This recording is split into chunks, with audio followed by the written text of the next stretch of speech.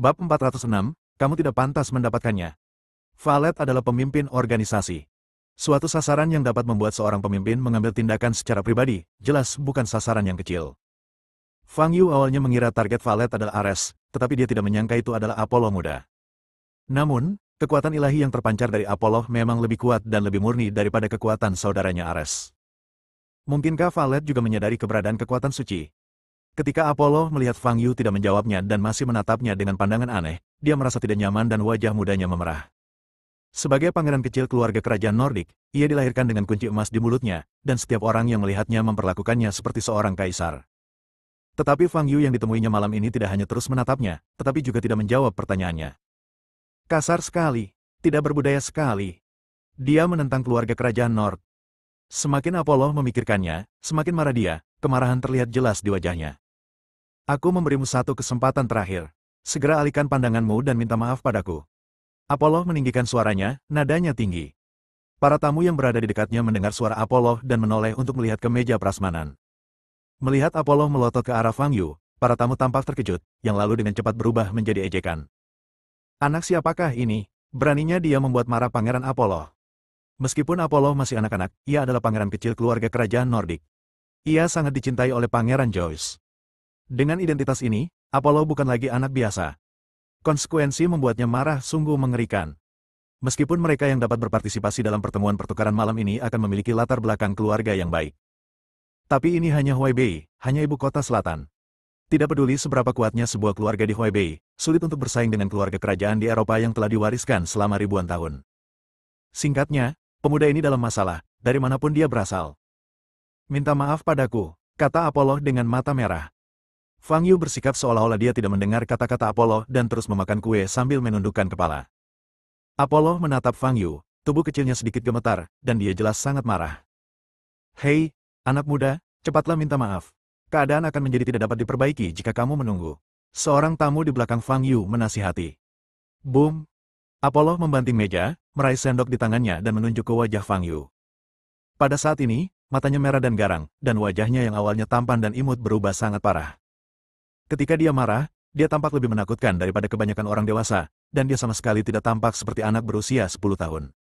Ini sudah berakhir. Orang ini keras kepala sekali. Buat apa repot-repot minta maaf? Benar sekali, saat Pangeran Ares datang nanti, tidak ada gunanya bahkan jika anak ini berlutut untuk meminta maaf. Kau pantas mendapatkannya. Kau bahkan tidak mempertimbangkan identitas orang lain. Kau pantas mendapatkan kematian yang baik. Semakin banyak tamu yang menyadari situasi Apollo dan mulai berbicara dengan suara pelan. Pada saat ini, Ares yang berada lebih jauh juga menyadari bahwa ada sesuatu yang salah. Dia menoleh untuk melihat ke arah kerumunan yang berkumpul, dan melihat Apollo yang marah dan Fang Yu yang tenang, alisnya pun mengernyit. Nona Luo, saudaraku tampaknya sedang dalam masalah. Aku harus pergi ke sana untuk melihatnya. Permisi, Ares tersenyum dan berbalik untuk berjalan menuju meja prasmanan. Lucy menoleh dan melihat Fang Yu dan Apollo yang sangat marah sekilas. Ini. Oh tidak. Lucy menyadari apa yang terjadi. Wajahnya berubah, dan dia berjalan maju dengan cepat. Nico yang sedang mengobrol dan tertawa dengan seorang gadis kaya, juga melihat konflik antara Fang Yu dan pangeran kecil dan mengerutkan kening. Dia melihat sekelilingnya, namun tidak menemukan Steve di aula. Steve tampaknya naik ke atas untuk bernegosiasi dengan seseorang. Ini akan sulit. Mata Nico berbinar, dan setelah memikirkannya, dia bergerak maju. Segera, fokus seluruh aula tertuju pada Fang Yu dan Apollo. Bos, apakah Fang Yu akan mengganggu tindakan kita? Rhodes bertanya dengan suara berat dan ekspresi tidak senang di wajahnya. Tidak, kalau dia mau ikut campur, tidak perlu melakukan itu. Kita tunggu saja, kata Valet dengan tenang. Apollo memegang sendok perak dan mengarahkannya langsung ke Fang Yu, wajahnya garang dan gemetar karena marah. Fang Yu melirik Apollo dan senyum muncul di bibirnya.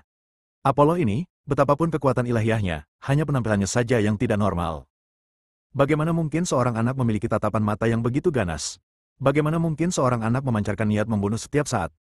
Menarik. Fang Yu mengangkat kepalanya, menatap Apollo, dan berkata dalam bahasa Inggris, aku tidak akan meminta maaf. Apa yang bisa kau lakukan padaku? Mendengar hal itu, keganasan di mata Apollo semakin nyata dan napasnya semakin berat. Sendok perak di tangannya benar-benar bengkok karena genggamannya. Kekuatan cengkeraman macam apa ini? Bagi anak sekecil itu, hal itu mustahil. Kau, jangan memaksaku. Apollo melompat dari kursinya dan berjalan menuju Fang Yu. Di tengah perjalanannya, Dia tiba-tiba berhenti, berbalik dan berjalan ke meja di sebelahnya, di mana berbagai peralatan makan diletakkan. Apollo mengeluarkan pisau meja, menunjukkan senyum dingin di wajahnya, dan berjalan menuju Fang Yu lagi. Melihat kejadian ini, para tamu yang ada di sana merasa kedinginan. Pangeran Apollo ini, yang masih sangat muda, membuat mereka merasa tercekik dan ketakutan. Sungguh momentum yang mengerikan. Apollo menggenggam pisau makannya erat-erat, berjalan di depan Fang Yu, mengangkat kepalanya dan menatap Fang Yu. Kau ingin? Fang Yu hendak berbicara. Pada saat ini, Apollo tiba-tiba menyeringai, mengepalkan pisau, dan menusuk perut Fang Yu. Ini tak terduga dan dahsyat. Kebanyakan orang tidak dapat bereaksi sama sekali. Faktanya, Fang Yu tidak bereaksi sama sekali. Meskipun pisau meja tidak setajam belati biasa, tetap saja itu pisau. Melihat pisau itu hendak menusuk perut Fang Yu tetap melahap kue di piring, sama sekali tidak ada niat untuk menghindar. Ah! Banyak wanita berteriak dan memalingkan muka, tidak rela melihat pemandangan bercak darah. Sebaliknya, para pria menyaksikan pemandangan ini dengan mata terbuka lebar. Mereka semua tahu bahwa Apollo memiliki status bangsawan dan pemarah. Tetapi mereka tidak pernah membayangkan bahwa Apollo berani melakukan hal ini di siang bolong.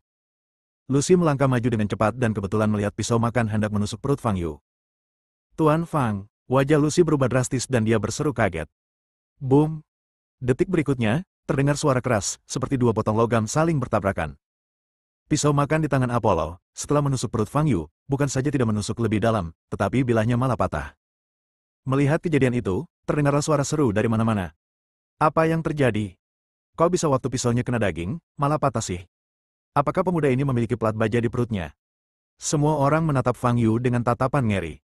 Pisau makan yang patah itu terbang dan menggores punggung tangan Apollo, dan retakan pun segera muncul pada kulit halus itu. Tetapi darah yang mengalir keluar dari celah itu membuat mata Fang Yu sedikit berubah. Tidak seperti darah merah manusia normal, darah Apollo berwarna putih keperakan. Darah putih keperakan. Fang Yu menyipitkan matanya sedikit. Boom! Pada saat ini, momentum yang sangat kuat meledak di dekatnya. Sosok itu berjalan keluar dari kerumunan, berjalan cepat ke Apollo dan berjongkok. Apa yang terjadi? Tanya Ares dengan tatapan dingin. Setelah Ares muncul, ekspresi Apollo menjadi sangat tenang. Dia menundukkan kepala, menatap punggung tangan kanannya yang tergores dan berdarah, mengerutkan kening, lalu segera mengusapnya dengan tangan kirinya. Cahaya putih samar muncul. 2 detik kemudian, Apollo menarik tangan kirinya, dan luka di punggung tangan kanannya menghilang. Kemampuan penyembuhan diri yang sangat kuat. Fang Yu memperhatikan ini dan mengangkat alisnya sedikit. Aku tidak ingin melihatnya lagi. Apollo mengangkat kepalanya, menunjuk Fang Yu dan berkata. Ares mengangguk sedikit dan berdiri. Dia menatap Fang Yu, dan tidak ada kemarahan atau emosi lain di mata kuningnya. Dia hanya menatap Fang Yu dengan tenang, tetapi para tamu di sekitarnya merasakan suhu turun tiba-tiba. Semua orang memandang Fang Yu, mata mereka tidak lagi dipenuhi dengan ejekan, tetapi dengan simpati. Jika Fang Yu membuat marah kedua Pangeran Ares dan Apollo, akhir hidupnya akan sangat menyedihkan.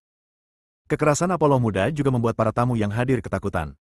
Fang Yu, aku benar-benar berharap bisa menghormatimu. Tapi sayangnya, kamu tidak pantas mendapatkannya. Ares menatap langsung ke arah Fang Yu dan berkata dengan suara dingin. Bab 407, siapa yang sudah selesai? Sayang sekali, kata Fang Yu sambil tersenyum. Ares menatap Fang Yu dengan ekspresi jijik di wajahnya. Dia adalah pangeran tertua dari keluarga kerajaan Nord. Seberapa mulia statusnya? Fang Yu, kualifikasi apa yang kamu miliki untuk berbicara kepadanya seperti itu? Awalnya Ares tidak ingin berdebat dengan Fang Yu karena ini akan menurunkan statusnya. Namun, senyuman di wajah Fang Yu dan sikapnya yang tak kenal takut, perlahan-lahan membuat amarah di hatinya membara. Dia tahu bahwa Fang Yu adalah teman Steve. Tetapi identitas ini saja tidak cukup untuk mendukung kesombongan Fang Yu. Keluarga Qin hanyalah salah satu dari sekian banyak mitra keluarga kerajaan Nord. Bahkan jika Steve berdiri di depannya, Ares tidak akan takut. Tuan Fang, Lucy berdiri di depan kerumunan dan melihat Fang Yu dan Ares saling berhadapan, wajahnya pucat. Dia tahu betul betapa kuatnya latar belakang Ares. Meskipun Fang Yu kuat, dia hanyalah satu orang, dan dia berhadapan dengan Pangeran Ares dari keluarga kerajaan Nord. Konfrontasi antara individu dan keluarga kerajaan, hasilnya jelas. Terlebih lagi, mengingat status Ares, semua orang yang hadir akan berdiri di sisinya. Apapun yang dilakukan Fang Yu, itu salah. Apa yang harus saya lakukan sekarang? Lucy gelisah bagaikan semut di wajan panas, keringat tipis muncul di dahinya yang halus. Jadi, apa yang akan kau lakukan? Kata Fang Yu. Ares tersenyum dingin dan berkata, aku akan membuatmu menyesali apa yang kau lakukan malam ini. Sambil berbicara, Ares melangkah maju. Lucy tahu bahwa dia tidak boleh membiarkan Fang Yu dan Ares mengambil tindakan. Jika situasinya benar-benar berkembang seperti ini benar-benar tidak dapat diubah. Lucy tidak banyak berpikir dan langsung bergegas keluar, berdiri di depan Fang Yu. Ketika mereka melihat Lucy muncul, Fang Yu dan Ares tertegun sejenak. Ares mengerutkan kening, menatap Lucy yang pucat dan bernapas cepat, lalu berkata, "Nona Luo, apa maksud Anda?" Aku. Lucy sangat gugup hingga tidak bisa bernapas. Dia tahu akan bodoh jika berdiri saat ini. Tetapi Fang Yu adalah penyelamatnya, dia tidak bisa hanya duduk di sana dan tidak melakukan apa-apa. Pangeran Ares, ini semua salah paham. Tuan Fang sama sekali tidak bermaksud menyinggung Pangeran Apollo dan Anda. Kumohon, kata Lucy dengan keringat di dahinya. Ares menatap wajah Lucy yang sempurna dan kulitnya yang pucat, lalu melirik Fang Yu di belakangnya, dan alisnya mengernyit semakin dalam. Penampilan Lucy tampaknya menunjukkan bahwa ia sangat peduli terhadap Fang Yu. Lalu dia akan membunuh Fang Yu lebih parah lagi. Lucy adalah wanita yang menjadi incaran Ares, dan tak seorang pun boleh menodainya.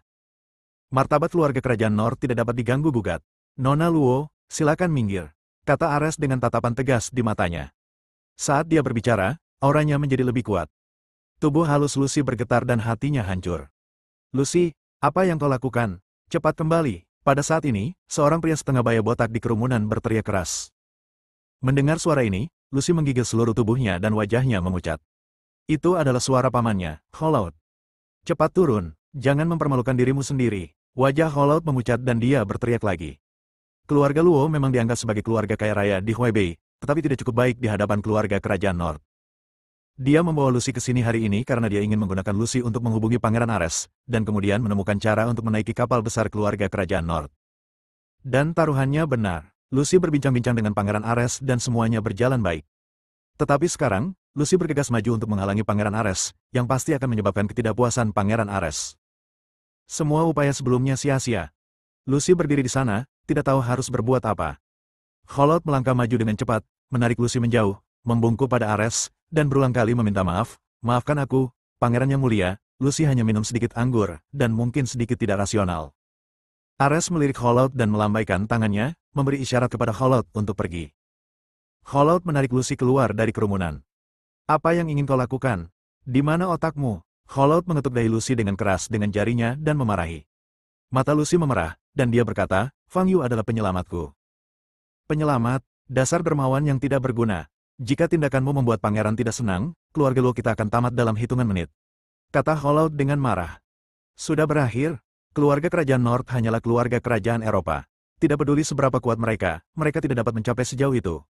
Lucy membalas. Kau tidak tahu apa-apa. Tahukah kau mengapa pertemuan pertukaran ini diadakan hari ini? Tahukah kau bahwa semua orang di sini ingin menjalin hubungan dengan Ares dan keluarga kerajaan Nordik? Dalam situasi ini, jika Ares ingin menyerang keluarga manapun, hanya perlu sepatah kata. Kata Holout, menahan amarahnya. Lucy menundukkan kepalanya dan berhenti berbicara. Setelah ini selesai, kau harus meminta maaf kepada Pangeran Ares dan berusaha mendapatkan pengampunannya, oke? Perintah Holout. Lucy menggigit bibir merahnya dan mengepalkan tinjunya. Tahukah kamu mengapa ayahku memberiku nama Ares? Ares mengeluarkan sepasang sarung tangan putih dari saku bajunya dan memakainya perlahan. Ayahmu mungkin penggemar mitologi, kata Fang Yu. Ares tersenyum dingin dan berkata, Ares, dewa perang dan kekerasan. Kami, keluarga kerajaan Nord, adalah keturunan para dewa dan telah menerima berkah dari para dewa. Ayahku menamaiku Ares karena ia berharap aku bisa menjadi orang terkuat di generasi ini seperti dewa perang. Sambil berbicara, Ares mengenakan sarung tangan putih di kedua tangannya dan berjalan menuju Fang Yu. Apollo di belakang memiliki senyum kejam di wajahnya yang tidak sesuai dengan usianya. Para tamu di sekitar menahan napas. Pangeran Ares akan melakukannya sendiri. Apa yang akan dia lakukan? Bagaimana dia akan melakukannya? Apakah kamu benar-benar ingin membunuh Fang Yu di depan umum? Meski terasa keterlaluan, jika Ares benar-benar melakukannya, tidak ada yang berani menghentikannya. Bos, apa yang harus kita lakukan sekarang? Situasinya benar-benar di luar rencana kita. Tanya Clark di sudut aula dengan wajah muram. Saya sarankan kita mengevakuasi tempat ini terlebih dahulu dan kemudian membuat rencana baru, kata Rhodes dengan suara berat di sudut lain. Tidak perlu. Kesempatan kita akan segera datang, kata Valet dengan tenang. Menghadapi Ares yang perlahan mendekat, Fang Yu tetap tidak bergerak, masih dengan ekspresi acuh tak acuh. Dari awal hingga akhir, dia tidak melakukan apapun. Apollo lah yang membuat masalah. Namun, keinginan Ares untuk bertindak persis seperti yang diinginkan Fang Yu. Dia juga ingin melihat tingkat orang-orang yang memancarkan kekuatan ilahi dan mengaku sebagai keturunan dewa. Pangeran Ares, mohon pikir dua kali. Tepat saat Ares hendak berjalan di depan Fang Yu, Steve berjalan keluar dari kerumunan dan berbicara dengan ekspresi serius. Akhirnya sampai. Ares menatap Steve, tersenyum, dan berkata, Tuan Qin, saya tahu Anda akan maju untuk menghentikannya. Wajah Steve berubah dan dia ingin berbicara. Tapi kesabaranku sudah mencapai batasnya. Fang Yu, kau tidak bisa menyelamatkanku. Jika kau ingin menghentikanku, lakukan saja. Kata Ares sambil tersenyum lebar. Steve melihat ekspresi Ares dan tahu bahwa tidak ada gunanya mengatakan lebih banyak lagi. Dia menatap Fang Yu lagi, hanya untuk melihat bahwa Fang Yu tampak santai. Steve mendesah. Dia keluar untuk menghentikannya, bukan untuk melindungi Fang Yu. Sebaliknya, dia hanya ingin melindungi Ares. Ia tahu bahwa jika perkelahian benar-benar terjadi, hal terbaik yang bisa terjadi pada Ares adalah ia akan terluka parah. Ini bukan kabar baik bagi keluarga Qin yang ingin bekerja sama dengan keluarga kerajaan Nord di masa depan. Namun, karena Arnold agresif dan tidak mau mundur, Steve tidak bisa berkata apa-apa. Dibandingkan dengan keluarga kerajaan Nord, Fang Yu adalah orang yang lebih penting. Baiklah kalau begitu, aku akan mundur. Steve mengangkat tangannya, tampak tak berdaya, dan melangkah mundur. Sambil melangkah mundur, Steve menatap Fang Yu. Dia melihat sudut mulut Fang Yu sedikit melengkung ke atas. Ares sudah tamat. Steve tampaknya telah melihat hasilnya. Mundurnya Steve membuat para tamu yang hadir semakin mengagumi Ares. Inilah kepercayaan seorang putra keluarga kerajaan yang telah diwariskan selama ribuan tahun. Dia bahkan tidak memberi muka pada tuan muda keluarga Qin. Sebaliknya, tuan muda keluarga Qin terpaksa mundur karena momentumnya dan tidak berani mengatakan sepatah kata pun. Momentumnya begitu kuat. Banyak orang telah bertekad bahwa tidak peduli seberapa rendah status mereka, mereka harus berhubungan dengan Pangeran Ares dan berpegang teguh pada keluarga kerajaan Nord. Ares berjalan hingga jarak setengah meter dari Fang Yu, mengangkat tangan kanannya yang mengenakan sarung tangan putih, dan hendak berbicara. Pada saat ini, Fang Yu tiba-tiba mengangkat kakinya. Pelurunya begitu cepat sehingga Ares tidak punya cara untuk bereaksi. Boom! Terdengar suara keras, Ares mengerang kesakitan, lalu terjatuh. Waktunya telah tiba, bertindak sekarang. Pada saat yang sama, Valet tampak tegas dan memberi perintah. Dimengerti, Rhodes dan Clark menyetujui pada saat yang sama. Detik berikutnya, aliran listrik ke seluruh restoran tiba-tiba padam dan semua lampu padam. Seluruh aula menjadi gelap dalam sekejap. Bab 408, Ares yang putus asa. Aula itu tiba-tiba menjadi gelap, menyebabkan orang-orang berseru kaget. Apa yang terjadi? Apa yang terjadi? Seorang tamu berteriak panik. Banyak wanita berteriak. Situasi di seluruh aula cukup kacau. Dalam keadaan normal, pemadaman listrik semacam ini tidak akan membuat orang-orang ini begitu panik. Namun kali ini berbeda. Akibat konflik antara Ares dan Fang Yu, suasana di seluruh aula menjadi dingin. Dan di saat-saat terakhir sebelum listrik padam, adegan di mana Fang Yu menendang Ares membuat semua orang menggigil ketakutan. Dalam kepanikan, banyak tamu mengeluarkan ponsel mereka dan menyalakan fungsi senter. Tak lama kemudian, sorotan cahaya muncul di seluruh aula. Jangan panik, semuanya. Kami telah mengirim staf untuk menyelidiki penyebab pemadaman listrik. Saya yakin akan segera ada hasilnya. Sebelum itu, harap tetap tenang. Kami sangat menyesal. Orang yang bertanggung jawab atas restoran itu berdiri dan berkata dengan keras. Setelah mendengar kata-kata itu, suasana di tempat kejadian menjadi sangat tenang. Boom! Namun detik berikutnya, terdengar ledakan keras lagi di aula. Dalam cahaya yang menyilaukan, para tamu hanya melihat sesosok tubuh yang lewat di depan mereka dan kemudian jatuh dengan keras ke tanah. Aula yang baru saja sunyi menjadi gelisah lagi, dan semua orang mengarahkan lampu ponsel mereka ke depan. Di bawah penerangan berbagai lampu, sesosok tubuh merangkak keluar dari tanah. Ketika mereka melihat wajah orang ini dengan jelas, terjadi keributan di aula. Ares. Pada saat ini, Ares tidak lagi tampak seperti bangsawan anggun seperti sebelumnya. Pakaiannya berantakan dan robek, wajahnya mengerikan, dan cairan keperakan mengalir dari lubang hidung dan mulutnya. Di bawah cahaya, dia tampak sangat menyeramkan. Sepasang mata kuningnya memancarkan cahaya transparan di malam yang gelap, menatap lurus ke arah Fang Yu yang berada tidak jauh di depan. Ares menggertakkan giginya, seluruh tubuhnya gemetar. Sebagai pangeran tertua dari keluarga kerajaan Nordik, ia diberi nama Ares oleh ayahnya dan menunjukkan bakat luar biasa sejak kecil. Dapat dikatakan bahwa dalam proses pertumbuhannya, tidak peduli dalam aspek apa, ia berjalan mulus dan tidak pernah mengalami kemunduran. Tetapi malam ini, dua tendangan Fang Yu membuatnya menderita. Melihat Fang Yu, rasa bangga dan marah di hati Ares benar-benar meledak. Namanya Ares, dia adalah dewa perang dan kekerasan. Dia tidak akan pernah membiarkan dirinya dikalahkan oleh orang lain, terutama oleh seorang pemuda Tionghoa. Ares mengeluarkan raungan dari tenggorokannya, dan cahaya putih muncul di tubuhnya. Dia mengepalkan tangannya dan menegangkan otot-ototnya. Setelannya yang pas di badan langsung menggelembung dan meledak di banyak tempat. Aku akan membunuhmu. Ares menendang kakinya keras dan menyerbu ke arah Fang Yu secepat guntur. Mata Fang Yu bagaikan mata air yang jernih, tenang dan tenteram. Kekuatan Ares tidaklah lemah. Dibandingkan dengan divisi ranah dunia seni bela diri Tiongkok, kekuatannya mungkin berada di puncak martial master. Namun sayang, kemampuan bertarung Ares sungguh tidak terorganisir dan semuanya serba langsung. Gaya bertarung seperti ini dapat dengan mudah menang melawan seseorang yang lebih lemah darinya dalam kekuatan murni. Namun jika hard power lawan setara dengannya dan ia telah menguasai skill bertarung tertentu, kelemahan Ares akan sangat kentara. Ini mungkin kelemahan terbesar orang Eropa dibandingkan dengan orang Cina. Mereka kurang memahami seni bela diri dan tidak memiliki warisan. Dalam sekejap, Ares menyerbu ke arah Fang Yu dan meninju dada Fang Yu. Kekuatan ilahi terpancar dari tinjunya, dan kekuatan pukulan ini mungkin cukup untuk menghancurkan pelat baja setebal setengah meter. Ah! Ares meraung dengan niat membunuh. Dengan pukulan ini, dia akan membunuh Fang Yu. Fang Yu mengambil setengah langkah mundur dengan kaki kirinya, mengangkat tangan kirinya, mengepalkan telapak tangannya sedikit, dan meraih tangan besi Ares. Boom!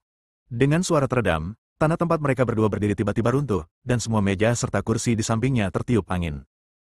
Namun Fang Yu tidak mundur selangkah pun. Ares menggertakkan giginya dan mengerahkan seluruh tenaganya, sehingga seluruh lengan kanannya gemetar, tetapi dia tidak dapat bergerak maju sama sekali. Kekuasaannya sepenuhnya ditekan. Ares membuka matanya lebar-lebar dan menatap Fang Yu yang berdiri santai di depannya, hatinya dipenuhi ketidakpercayaan. Saat dia berada di Eropa, dia belum pernah bertemu siapapun yang dapat menyainginya dalam hal kekuatan. Sama sekali tidak. Namun Fang Yu yang bertubuh kurus, hanya menggunakan tangan kirinya untuk menangkis pukulan sekuat tenaganya, dan tidak terlihat bahwa dia melawan sama sekali. Ini, bagaimana mungkin? Ares merasa ngeri. Pada saat ini, Fang Yu menoleh dan melihat ke sisi lain. Tampaknya Valet sudah mengambil tindakan. Aku ingin bermain denganmu lebih lama lagi, tetapi kamu sama sekali tidak menarik bagiku. Selamat tinggal, kata Fang Yu sambil memegang tangan Ares dengan tangan kirinya dan meremasnya dengan kuat. Retakan. Suara tulang patah terdengar sangat keras di lingkungan yang sunyi. Ah! Ares melolong kesakitan dan berlutut. Kekuatan suci, mengapa tidak mencoba menyerapnya? Fang Yu mengendurkan tangan kirinya dan menempelkan tangan kanannya di atas kepala Ares. Teknik melahap jiwa. Pusaran cahaya merah muncul dari tangan kanan Fang Yu. Ares merasakan kekuatan hisap besar yang menyedot energi keluar dari tubuhnya. Ah! Ares meraung dan berjuang sekuat tenaga, mencoba mengangkat tangan itu ke atas kepalanya. Tetapi suatu kekuatan besar menekannya, membuatnya tidak dapat bergerak sama sekali. Tolong aku. Ares tidak punya pilihan lain selain berteriak minta tolong. Akan tetapi para tamu di sana sudah ketakutan hingga tak sadarkan diri, jadi siapa yang peduli dengan Ares? Merasa kekuatan di tubuhnya cepat terkuras, wajah Ares memucat, aumannya semakin melemah, dan matanya penuh keputusasaan. Adapun Fang Yu, matanya bersinar. Energi dalam tubuh Ares memang merupakan kekuatan ilahi. Meskipun masih jauh lebih rendah daripada asal-usul naga dewa, setelah diubah oleh teknik melahap jiwa, ia masih dapat diserap oleh Fang Yu sebagai energi spiritual murni. Terobosan. Selama proses ini, Fang Yu berhasil menembus satu level dan mencapai level 9981 tahap pemurnian Qi. Fang Yu, aku adalah seorang pangeran dari keluarga kerajaan Nordik. Kau pasti akan menyesali apa yang telah kau lakukan hari ini. Aku berjanji akan membuatmu menyesalinya. Ares sedang dalam suasana hati yang sangat putus asa, dan dia bahkan kehilangan momentumnya ketika berbicara, seolah-olah dia sedang melantunkan sebuah sutra. Setelah lebih dari 10 detik, Fang Yu sepenuhnya menyerap semua energi di tubuh Ares. Wajah Ares sepucat kertas. Ia bisa merasakan bahwa kekuatan dalam tubuhnya yang membuatnya kuat dan bangga telah lenyap sepenuhnya. Fang Yu, kau pasti akan membayar harganya. Ares dipenuhi dengan kesedihan dan kemarahan. Boom! Sebelum Ares bisa menyelesaikan kata-katanya, Fang Yu menendang wajah Ares dan membuatnya terpental. Tanpa kekuatan ilahi, Ares tidak dapat menahan tendangan itu sama sekali dan pingsan sebelum jatuh ke tanah. Kenapa kau harus menggangguku saat ada begitu banyak orang yang harus diganggu?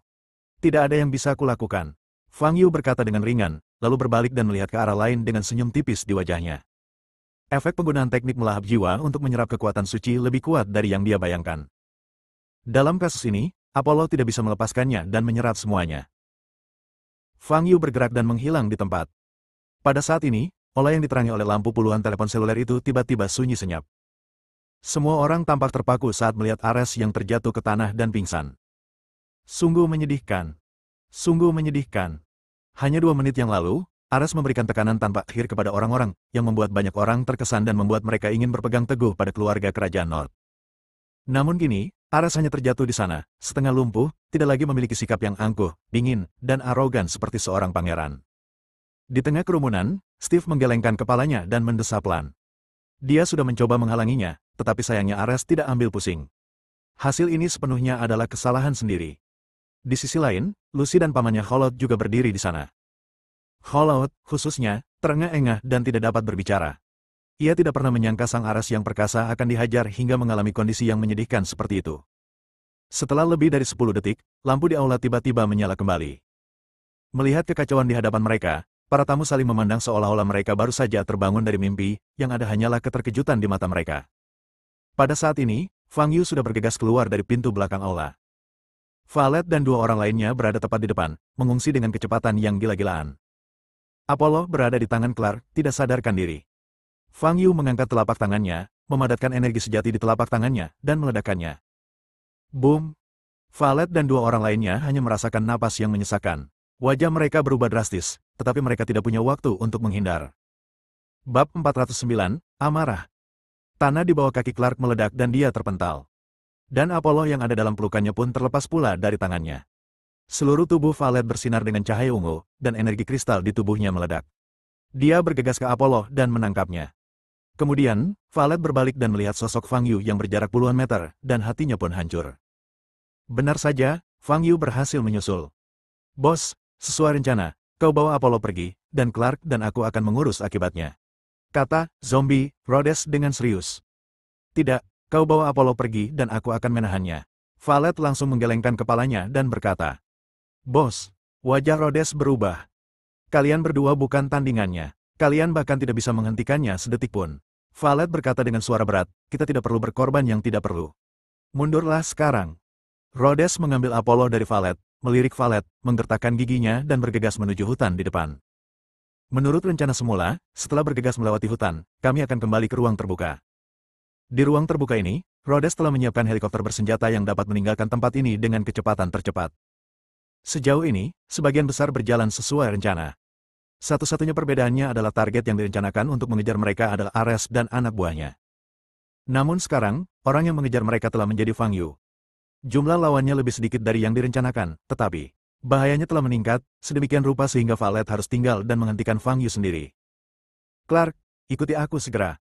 Rhodes memanggil melalui headset Bluetooth. Tapi bos, Clark baru saja merangkak dari tanah, wajahnya berlumuran darah dan rasa sakit di setiap tulang di tubuhnya. Untungnya pukulan itu tidak mengenai dia secara langsung, kalau tidak dia tidak akan mampu berdiri lagi.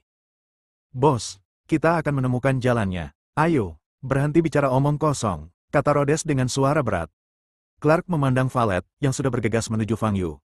Bos, sialan. Clark merasa kesal, tetapi dia tidak punya pilihan selain berbalik dan bergegas menuju hutan. Saya pikir Anda dapat dipercaya. Dalam sekejap, Valet bergegas di depan Fang Yu, dengan cahaya ungu yang menyilaukan di sekujur tubuhnya. Apa maksudmu dengan pujian? Kurasa aku belum pernah menjanjikan apapun padamu, kata Fang Yu. Valet melayang di udara dan berkata dengan tenang, aku tidak mengerti. Apollo baru saja menusukmu. Kenapa kau menyelamatkannya? Siapa bilang aku ingin menyelamatkannya? Dia hanya punya sesuatu yang aku butuhkan, kata Fang Yu. Hati Valet hancur ketika mendengar ini. Mungkinkah Fang Yu juga menemukan rahasia Apollo? Ekspresi Valet berubah, dan setelah berpikir sejenak, dia berkata, pria kuat sepertimu seharusnya tidak membutuhkan apapun, kan? Siapa yang bilang begitu? Kultivasiku masih sangat rendah, dan masih banyak yang harus kulakukan. Fang Yu mengangkat alisnya dan berkata, asalkan kau memberikan Apollo kepadaku, aku bisa memberimu harga yang tinggi. Kau boleh membayar berapapun yang kau mau, kata Valet lagi. Meskipun aku mengejar banyak hal, uang bukanlah salah satunya. Fang Yu tersenyum dan berkata, lagi pula, taktik menunda-nunda yang kamu lakukan sangat rendah, dan siapapun dapat melihatnya. Sambil berbicara, Fang Yu mengulurkan telapak tangan kanannya dan menekannya ke depan. Boom! Hutan di belakang Valet meledak dengan suara gemuruh. Kemudian, Fang Yu menendang kakinya. Boom! Tanah tiba-tiba retak, dan pada saat yang sama Fang Yu terlempar ke arah hutan di depannya, sosoknya secepat kilat. Wajah Valet berubah drastis, dan dia segera berbalik dan mengejar Fang Yu dengan cepat. Fang Yu tiba di hutan, dan di depannya ada lekukan besar yang dibuat oleh telapak tangannya. Rhodes terjatuh di tengah lubang dan tidak bisa bangun. Namun Apollo tidak ada di tangannya. Wush! Pada saat ini, suara siulan datang dari belakang Fang Yu. Sebilah pedang tajam dengan cahaya merah menebas bagian belakang leher Fang Yu dengan kekuatan dahsyat. Tetapi kecepatan Fang Yu dalam berbalik berada di luar batas kognisi. Tepat sebelum pedang itu hendak menyentuh bagian belakang lehernya, Fang Yu telah berbalik dan mengangkat tangannya untuk menangkis di depannya. Retakan! Bila pedang itu menghantam telapak tangan Fang Yu dengan keras dan patah. Ekspresi Clark berubah dari puas menjadi panik dan kemudian menjadi ngeri hanya dalam sekejap. Pedang ini adalah senjata pribadinya, dan dia telah menggunakannya selama hampir 20 tahun. Banyak sekali orang yang telah tewas di bawah pedang ini. Namun kini, semuanya hancur. Itu dijepit oleh Fang Yu dengan satu tangan. Boom! Fang Yu menarik tangannya kembali dan Clark segera ditarik ke depannya. Clark tersadar, meraung, mengeluarkan belati dari sakunya, dan menusuk perut Fang Yu. Boom! Fang Yu menamparkan wajah Clark. Belati di tangan Clark terlepas dari tangannya sebelum dia bisa menusuk Fang Yu.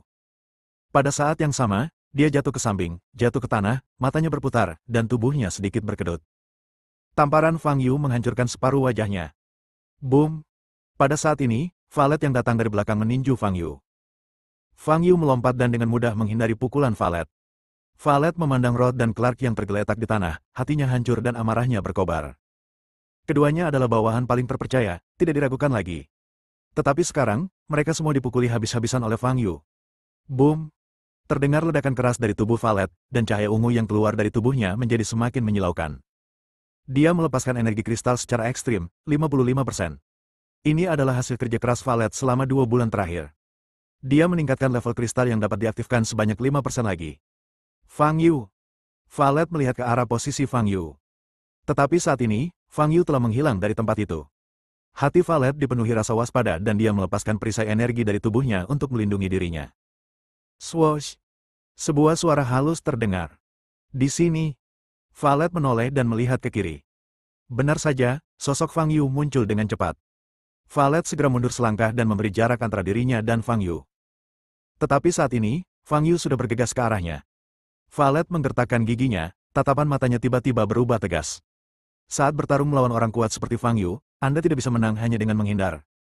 Anda hanya bisa menghadapinya secara langsung. Boom! Energi dalam tubuh Valet meledak sepenuhnya dan dia mengepalkan tangan kanannya.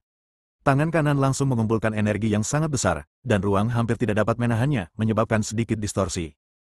Valet melangkah mundur dengan kaki kirinya, menginjak tanah, dan meninju Fang Yu yang menyerbu dengan tangan kanannya. Boom! Kejutan dan rasa sakit yang diharapkan dari benturan kedua tinju itu tidak terjadi.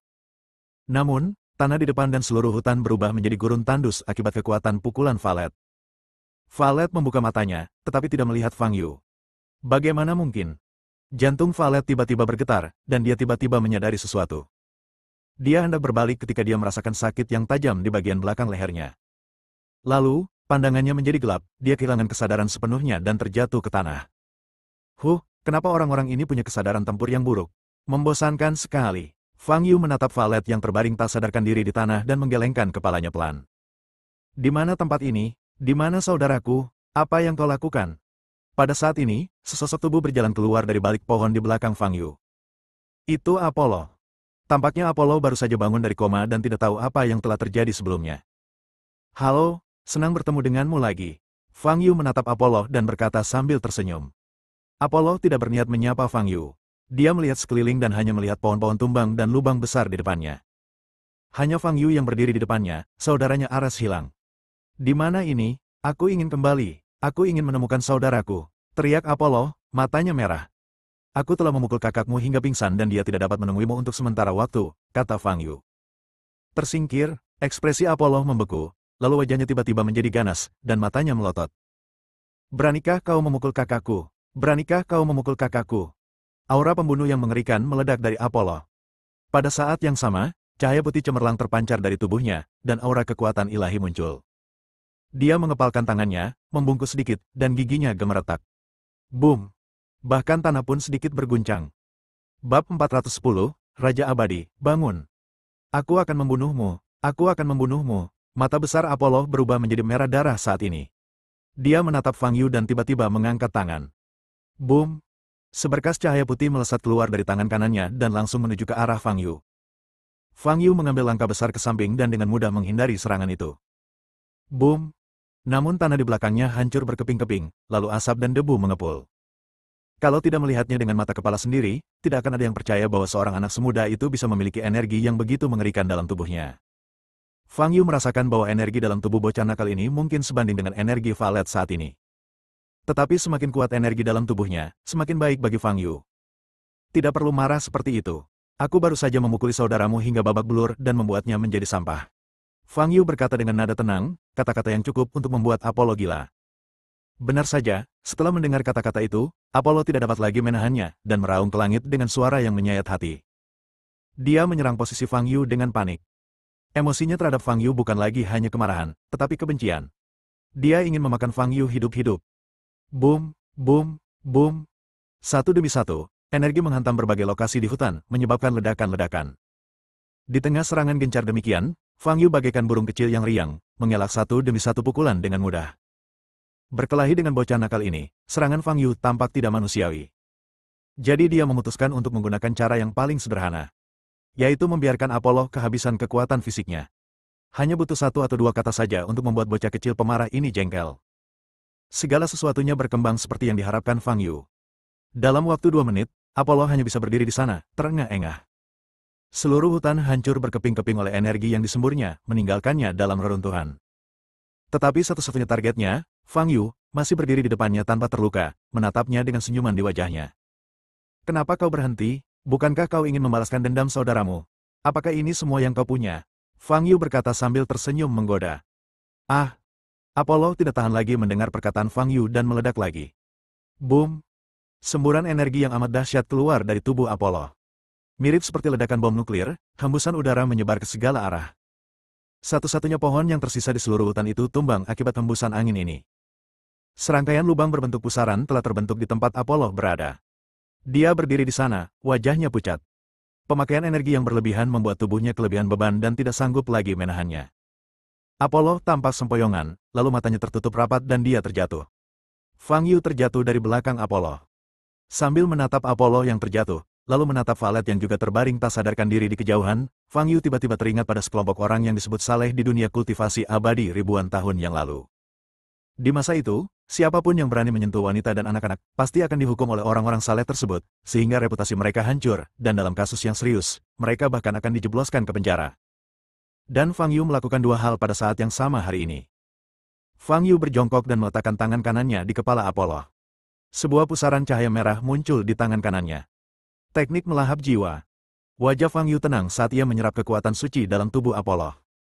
Benar saja, dibandingkan dengan saudaranya Ares, kekuatan ilahi dalam tubuh Apollo lebih murni, dan setelah diubah menjadi energi spiritual yang dapat diserap, efeknya lebih besar daripada Ares. Selama proses penyerapan, Fang Yu dapat dengan jelas merasakan sejumlah besar energi spiritual mengalir menuju dantiannya. Tembus satu level. Terobosan ke tingkat lain. Setelah menyerap semua kekuatan suci di tubuh Apollo, Fang Yu berhasil menembus 3 level dan mencapai level 9.984 pemurnian Qi. Hanya tersisa 16 lantai menuju lantai 10.000. Fang Yu berdiri dan menatap Valet yang terbaring di kejauhan. Sepasang saudara dari keluarga kerajaan North ini mampu membantunya menerobos hingga 4 level. Valet juga memiliki energi yang tidak dapat dijelaskan di dalam tubuhnya. Jika dia dapat menyerapnya. Wush! Fang Yu melintas di depan Valet, berjongkok, meletakkan tangan kanannya di atas kepala Valet, dan mengaktifkan teknik melahap jiwa lagi. Sebuah pusaran cahaya merah muncul di telapak tangan kanan. Pada saat yang sama, energi ungu di tubuh Valet perlahan melewati meridian dan memasuki tubuh Fang Yu. Setelah memasuki tubuh Fang Yu, energi ini segera menjadi ganas, melonjak kemana-mana, mencoba keluar dari tubuh Fang Yu. Jika meridian Fang Yu tidak cukup kuat, mereka akan terkoyak. Fang Yu menggunakan ki sejatinya untuk mendorong energi keras ini dengan kuat, membiarkannya bersirkulasi melalui meridiannya selama satu siklus, dalam upaya mengubahnya menjadi energi spiritual yang bisa diserap. Tetapi yang tidak dapat dibayangkan Fang Yu adalah bahwa energi ini cukup keras kepala dan tidak dapat diubah menjadi energi spiritual sama sekali, bahkan sangat sulit untuk menguraikannya. Nampaknya tidak mudah untuk menyerapnya. Setelah Fang Yu mencoba 2 kali, dia mengerutkan kening dan mengeluarkan energi yang diserap ke dalam tubuhnya dari telapak tangan kanannya. Boom! Energi itu menghantam tanah di kejauhan, menimbulkan suara gemuruh. Fang Yu menatap Valet yang tak sadarkan diri dengan kerutan di wajahnya. Ketika dia menggunakan teknik melahap jiwa untuk menyerap energi dalam tubuh Valet, indera spiritualnya juga melewati tubuh Valet. Kemudian, dia menemukan bahwa di dalam tubuh Valet, mungkin di lokasi dantiannya, ada batu kristal seukuran kepalan tangan yang bersinar ungu. Rupanya, dari sinilah energi Valet berasal. Ketika indera spiritualnya melewati kristal tersebut, Fang Yu dapat dengan jelas merasakan kekuatan luar biasa yang terkandung dalam kristal tersebut. Kristal ini agak mirip dengan inti daya dalam tubuh monster mekanik yang ada sebelumnya. Namun bedanya adalah Fang Yu tidak dapat menggunakan teknik melahap jiwa untuk menyerap energi yang dilepaskan oleh kristal ini. Setelah berpikir sejenak, Fang Yu mendengar langkah kaki datang dari kejauhan. Jelas saja pergerakan di hutan itu telah menarik perhatian orang-orang di restoran itu. Fang Yu memikirkannya, menggendong valet yang tak sadarkan diri, dan kemudian segera meninggalkan hutan. 5 menit kemudian, petugas keamanan yang dikirim restoran tiba di tempat itu dan berdiri tak bergerak dengan mata terbuka lebar. Mereka ingat dengan jelas bahwa tempat ini dulunya adalah hutan kecil dengan pepohonan yang cukup lebat. Namun sekarang semua pohon telah tumbang dan berubah menjadi gurun. Apa yang sebenarnya terjadi? Beberapa petugas keamanan saling berpandangan, hanya ada ekspresi terkejut dan ngeri di mata mereka. Steve, aku pulang dulu, jangan tunggu aku. Dalam perjalanan pulang, Fang Yu menelepon Steve. Baiklah, Tuan Fang, saya rasa kita tidak bisa melanjutkan pertemuan pertukaran malam ini.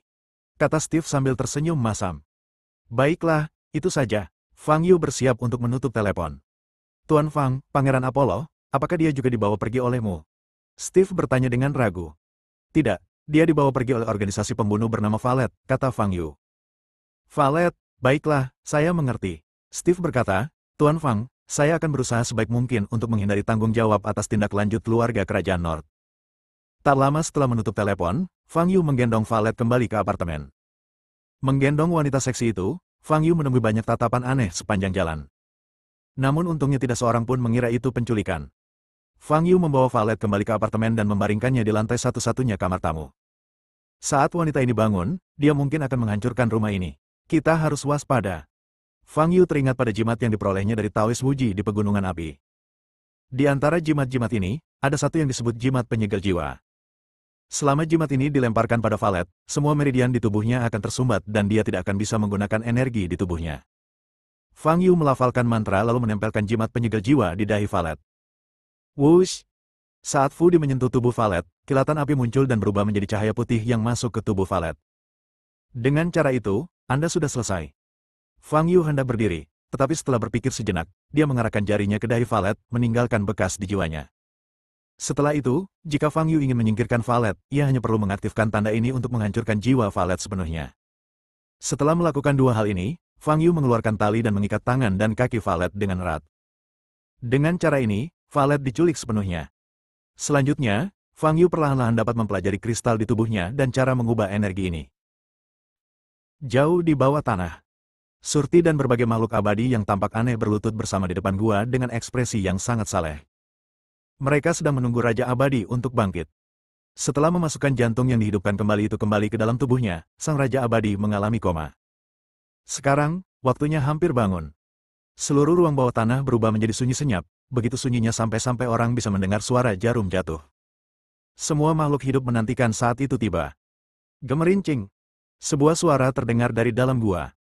Semua makhluk hidup segera mengangkat kepalanya dan melihat ke arah gua. Gua yang kedalamannya tidak diketahui itu masih gelap gulita. Tetapi semua makhluk abadi tahu bahwa raja mereka akan segera bangun. Surti begitu bersemangat hingga dia berdiri, menatap gua di depannya, dan berkata dengan gemetar, Raja. Retakan. Dua sinar merah yang menakutkan tiba-tiba keluar dari gua yang gelap. Surti dan semua makhluk hidup segera berlutut. Raja abadi tertinggi telah terbangun sepenuhnya. Bersambung.